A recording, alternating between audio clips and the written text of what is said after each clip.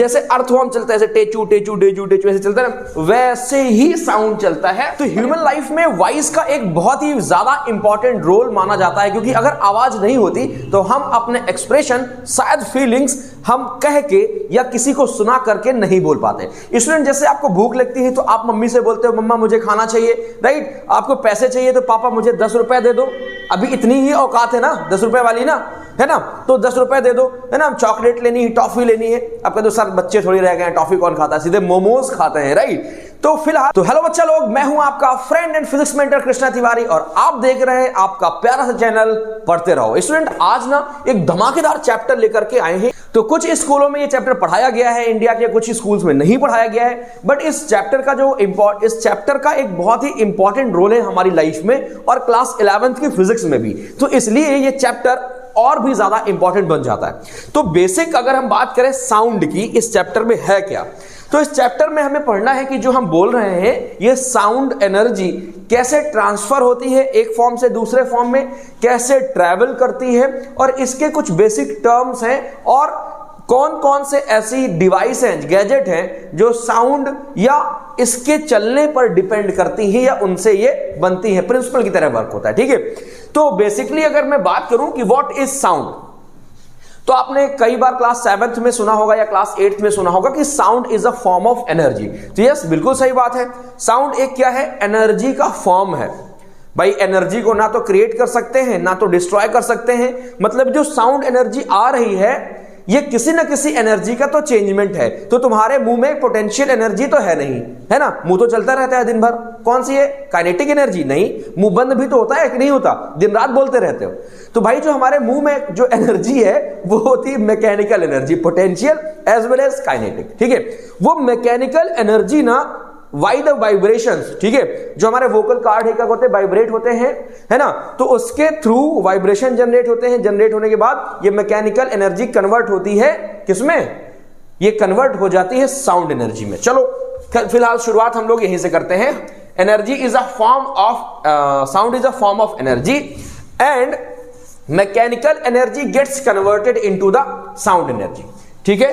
चलो बहुत बढ़िया बात है, आगे बढ़ते हैं। Sound is produced by vibrating bodies and rapid to and fro motion। Sound, tabla देखा है कभी, तबला बजाते हुए, तबला किसी को देखा होगा, तबला देखा होगा, गिटार तो 100% देखा होगा, आजकल तो बिल्कुल ट्रेंडिंग में है यू रॉक, क्या बोलते हैं उसको, रॉक स्टार बनना। तो भाई अगर मेरे तबला देखा है ना तो तबले में एक काम करना, अब अगर किसी का तबला देखना, टकला नहीं बोलना हूं, तबला बोल रहा हूं, ठीक है। तो क्या करना है, जैसे मान लो ये हमारे पास तबला है, ठीक है, ओके, ये तबला है, ओके, बड़ा गंदा बाल्टी जैसा लग रहा है, फिर बाद मान लो मैंने लिख दिया तबला, तबला है, ठीक है। अब क्या करना है अपने को, इसमें ना स्ट्राइक करना है, क्या करना है, स्ट्राइक, स्ट्राइक मतलब फोर्स लगाना है थोड़ा सा, बहुत ज्यादा नहीं कि फटफटा जाए, और यहां पर क्या कर देना है, छोटे छोटे डस्ट पार्टिकल रख देने, क्या रख देने हैं, डस्ट पार्टिकल रख देने, ठीक है। जैसे ही तुम इसमें फोर्स लगाओगे ना तो ये ना जो हमारे पास अपर लेयर है तबले की, जो वाइब्रेट होती है, वो बहुत तेज टू एंड फ्रो मोशन करेगी, और हम देखेंगे ये पार्टिकल कैसे ये जंप करेंगे, जो हमने डस्ट पार्टिकल इसमें रखे हैं ना, ये क्या करेंगे, जंप करेंगे, वाइब्रेट होंगे। तो इससे ये क्लियर होता है कि भाई जो हमारे पास इसकी आवाज आ रही है, इसकी जो भी वॉइस आ रही है हमारे पास, जो भी साउंड आ रहा है डिजाइन से, तो उसको हम लोग क्या बोलते हैं कि वो प्रोड्यूस कैसे हो रहा है, वो वाइब्रेटिंग ऑब्जेक्ट से प्रोड्यूस हो रहा है। बात समझ में आई भाई? वाइब्रेशन आप देख नहीं सकते, वाइब्रेशन क्या होता है, किसी भी चीज का rapid to and fro motion, to and fro motion called vibration. एक और एग्जांपल लूं, जैसे गिटार है, गिटार, तो गिटार में ना ऐसे तार लगी रहती, वायर्स लगी रहती है ना, तार, अब मैं तो वायर ही कहूंगा, ठीक है। जब कोई भी व्यक्ति क्या करता है, इसको पकड़ के खींचता है, ठीक है, या इसमें इसको पकड़ के खींचता है, तो डिफरेंट टाइप के साउंड प्रोड्यूस होते हैं, डिफरेंट साउंड। भाई इसको होगा तो हो सकता है कुछ मोटी आवाज बोले, इसको खींचेगा तो हो सकता है कुछ छोटी आवाज बोले, जो भी हो, जैसा भी हो। तो देखो क्या, ये जो स्ट्रिंग है इसकी गिटार की, ये वाइब्रेट हो रही है, टू एंड फ्रो मोशन हो रही है, ठीक है। एक काम करना, एक रबड़ है आपके पास, रबड़ वही, हाँ वही जो गड्डियों में लग के आती है, तो रबड़ खींचो और उसको ना क्या करो, एक दोस्त को पकड़ा दो, ठीक है, और फिर छोड़ दो, तो ठंडियों में फिर वो तुमको फिर उठा के छोड़ देगा। पकड़ाओ उसको, और पता है दोनों लोग पास से ऐसे लाओ और एक फिंगर से ना उस रबड़ को ऐसे बजाओ, टिंग, तो पता है तुम्हें समझ में आएगा कि हाँ कुछ इसमें वॉइस निकल रही है और यस ये वाइब्रेट कर रही है, तो इसमें कुछ ना कुछ साउंड प्रोड्यूस हो रहा है। टर्निंग फॉर्क होता है, किसने देखा टर्निंग फॉर्क? देखा है, कुछ इस तरह का होता है टर्निंग फॉर्क, कुछ इस तरह का होता है, ठीक है। तो टर्निंग फॉर्क क्या करो, जब इसको इसमें फोर्स लगाते हैं तो ठीक है क्या होता है, ये वाइब्रेट करता है। क्या करता है? वाइब्रेट करता है। एनसीईआरटी में एक ऐसा फिगर दिया हुआ है, यहां पर एक फिगर दिया हुआ है, यहां पर एक धागे में लगा हुआ है एक कोई हल्का लेस मास का कोई ऑब्जेक्ट। क्या करता है, टर्निंग फॉर्क में जैसे फोर्स लगाओगे तो ये वाइब्रेट करना लगेगा, ये टू एंड फ्रो मोशन करने लगेगा कुछ इस तरह से तेजी से, ठीक है, इस तरह से वाइब्रेट करेगा, ठीक है। तो जैसे ही तुम इसको पास में लेके जाओगे ना तो ड्यू टू वाइब्रेशन ये क्या हो जाएगा, रिपल करेगा, बार बार तेजी से रिपल करेगा। आपने फिजिक्स लैब अगर कभी विजिट किया होगा तो ये देखा होगा, नहीं देखा तो टीचर से बोलना कि ये दिखाए, ठीक है। तो जो टर्निंग फॉर्क हो गया, क्या हो गया, ये वाइब्रेट करेगा, वाइब्रेट करने की वजह से बार बार रिपल होगा। इन सारी चीजों से, तमाम एग्जांपल से ये क्लियर होता है कि जो साउंड प्रोड्यूस हो रहा है कैसा हो रहा है, वाइब्रेटिंग बॉडी से साउंड प्रोड्यूस हो रहा है। चलो ठीक है भाई, आगे बढ़ते हैं, थोड़ा सा आगे देख लेते हैं भाई। अगला जो हमारे पास टॉपिक है वो क्या है, वो है propagation of sound of medium, ठीक है। तो सबसे पहले प्रोपोगेशन ऑफ साउंड की बात करेंगे। चलो क्या होता है प्रोपोगेशन ऑफ साउंड?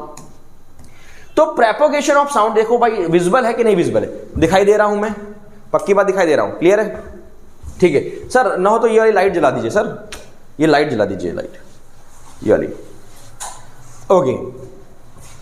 तो देखो अब हम बात करने जा रहे हैं प्रोपोगेशन ऑफ साउंड और मीडियम का। देखो सबसे पहली चीज तो क्या, सबसे पहली बात ये कि जैसे ही हम लोग बात करेंगे प्रोपोगेशन की, मतलब how does sound travel, how does sound travel, ठीक है। तो देखो क्या होता है, जो साउंड चलता है ना, कैसे चलता है, ये चलता है by compression and rarefaction, ठीक है।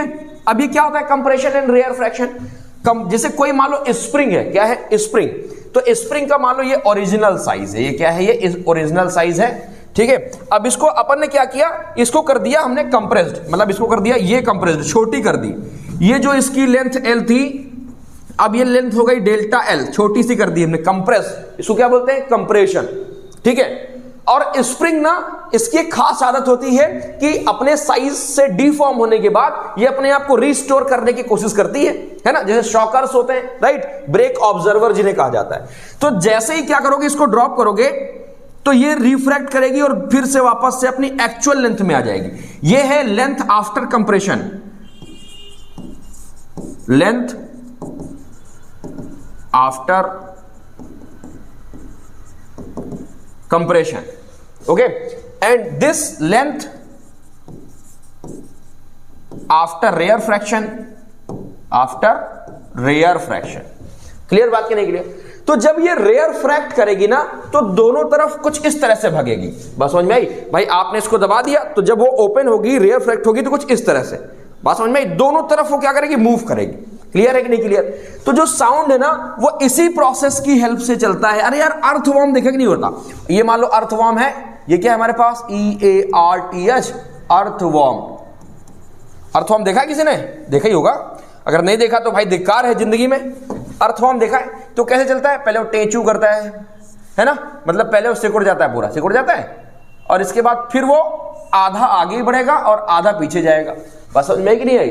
तो जैसे अर्थवॉर्म चलता है, ऐसे टेचू टेचू टेचू टेचू ऐसे चलता है ना, वैसे ही साउंड चलता है। और ये प्रोसेस, तो जब अर्थवॉर्म ऐसे टेचू हो जाता है, सिकुड़ जाता है, तो उसको बोलते हैं कंप्रेशन, और जब फैलता है तो उसको बोलते हैं रेयर फ्रैक्शन।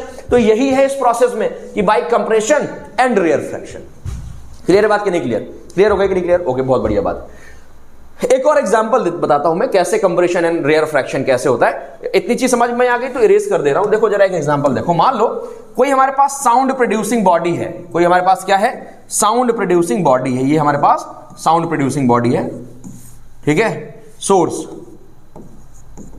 ठीक है, और ये साउंड प्रोड्यूस कर रहा है, ला ला ला ला ला ला ला ला ला ला ला, ये साउंड प्रोड्यूस हो गया, ला ला ला साउंड प्रोड्यूस हो गया, राइट।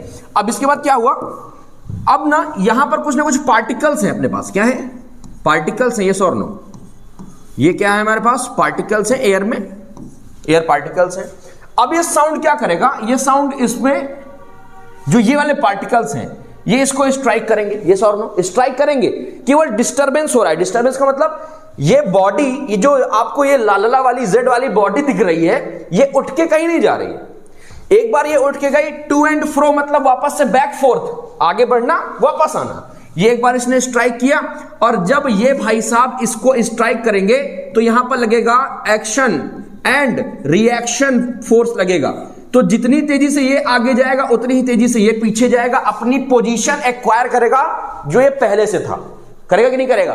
तो कुछ इस तरह से, मतलब कि ये मान लो एक पार्टिकल ये, एक पार्टिकल ये पार्टिकल आया, मैंने बोला हेलो, तो इसने धक्का दिया, जैसे धक्का दिया अब ये इसको धक्का देगा, ऐसे एक्शन रिएक्शन हुआ, और यही तो हुआ। पहले तो एक कंप्रेस हुआ और ये रियर फ्रैक्ट हुआ, कंप्रेस्ड हुआ, रियर फ्रैक्ट हुआ। फिर क्या होगा, ये इसको धक्का देगा, ये इसको धक्का देगा। अब ये दो से सब इसको एक दूसरे को रिपल करेंगे, क्या करेंगे, रिपल करेंगे। रिपल नहीं करेंगे तो फिर ये टू एंड फ्रो मोशन कहां हुआ? अगर रिपल नहीं करेंगे तो टू एंड फ्रो मोशन तो नहीं हुआ ना।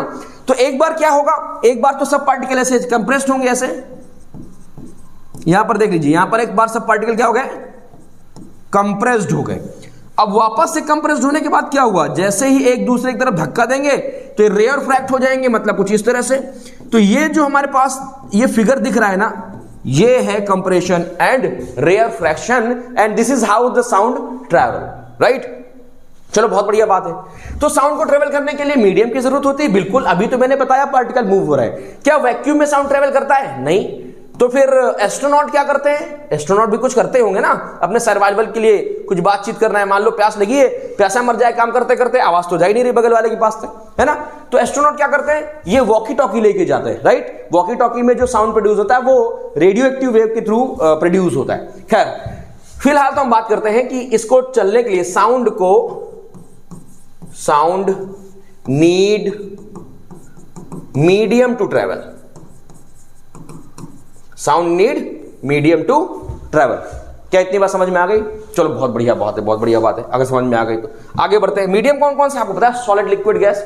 अभी चर्चा बाद में डिटेल करेंगे, बस छोटा सा ये इंट्रोडक्शन ही समझ लीजिए। चलो आगे बढ़ते हैं भाई। आगे क्या कहता है? आगे क्या कहता है? आगे कहता है no bodily motion simply and transfer, मतलब कि किसी भी तरह का जो बॉडी मोशन है, जैसे मान लो पार्टिकल है तो पार्टिकल का मोशन नहीं हो रहा है, पार्टिकल ट्रांसफर नहीं हो रहा एक जगह से दूसरी जगह। बात समझ में आ रही कि नहीं आ रही? तो क्या होता है भाई, ये केवल देखो समझ लो, मैंने अभी आपको जस्ट बताया कि पार्टिकल केवल टू एंड फ्रो मोशन करते हैं। कैसे करते हैं? To and fro motion. मान लो कि ये पार्टिकल है, ये पार्टिकल ने इसको धक्का दिया, इसने एक्शन रिएक्शन दिया, तो एक बार ये आगे गया, एक बार पीछे आया, तो टू एंड फ्रो मोशन। ये बॉडी जो ऑब्जेक्ट ए है, ये उठ के थोड़ी बी के पास गया ना, ये ए के पास गया और बी को स्ट्राइक, बी को धक्का मारा, तो यहां से एनर्जी ट्रांसफर हुई और बी ने इसको वापस से एक्शन रिएक्शन से धक्का मारा, ये वापस अपनी जगह आ गया। तो डिस्टरबेंस जो हुआ, ये डिस्टरबेंस आना जाना, राइट ना। इसमें केवल एनर्जी प्रोड्यूस हुई, एनर्जी ट्रांसफर हुई, ना कि बॉडी इसमें ट्रांसफर हो रही है। ये बात ध्यान रखना पार्टिकल्स की, ठीक है। चलो भाई, और इसको हम लोग क्या बोलते हैं? इसको बोलते हैं हम लोग डिस्टरबेंस और एनर्जी। क्या बोलते हैं? ये जो पार्टिकल इसमें गया, एनर्जी ट्रांसफर करके इधर आया, इसको बोलते हैं डिस्टरबेंस या एनर्जी ट्रांसफर। क्लियर? और इसी टाइप के मोशन को क्या कहा जाता है? Wave motion. अगर पार्टिकल एक पोजीशन से दूसरी पोजीशन में टू एंड फ्रो, मतलब कि फॉरवर्ड एंड बैकवर्ड पोजीशन में मोशन कर रहे हैं, उनका जो पार्टिकल है, उनका जो बॉडी है, वो एक जगह से दूसरी जगह ट्रांसफर नहीं हो रही है, ठीक है। टू एंड फ्रो मोशन का मतलब कि गए, ऐसे डिस्टर्ब किया, जब डिस्टर्ब किया तो जाने में और आने में एनर्जी ट्रांसफर हुई। इसने दूसरे वाले पार्टिकल को डिस्टर्ब किया, इसने आगे वाले को ट्रांसफर किया, ठीक है। बट ये जो हमारे पास मॉलिक्यूल था, ये वहां जाके शिफ्ट नहीं हो गया, ये वापस अपनी जगह में आ गया।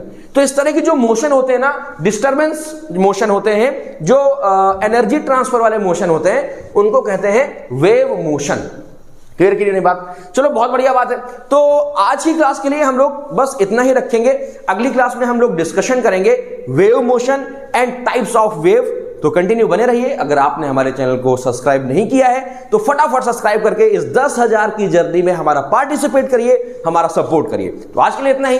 हंसते मुस्कुराते और खिलखिलाते रहिए। Bye bye, tata and take care.